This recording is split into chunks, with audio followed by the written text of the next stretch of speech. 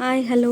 ಇವತ್ತು ಗುರುವಾರ ಬೆಳಗ್ಗೆ ಬೇಗ ಎದ್ದು 5:40 5:50ಗೆಲ್ಲ ಎದ್ದು ಮನೆಯಲ್ಲೆಲ್ಲ ಕಸ ಅಂದು, ಹೊರಗಡೆ ಎಲ್ಲ ನಮ್ಮ ಮನೆ ಅಂಗಳ ಇದೆ, ಅಂಗಳದಲ್ಲೆಲ್ಲ ಕಸ ಅಂದು ನೀರು ಹಾಕಿ ರಂಗೋಲಿ ಹಾಕಿ ಹೊಸ್ತಿಲೆಲ್ಲ ತೊಳೆದು ಒಳಗಡೆ ಎಲ್ಲ ಚೆನ್ನಾಗಿ ಒರೆಸ್ಬಿಟ್ಟು ನಂತರ ನಮ್ಮದು ಹೊಸ್ತಿಲಿಗೆಲ್ಲ ರಂಗೋಲಿ ಹಾಕ್ತೀನಿ ನಾನು.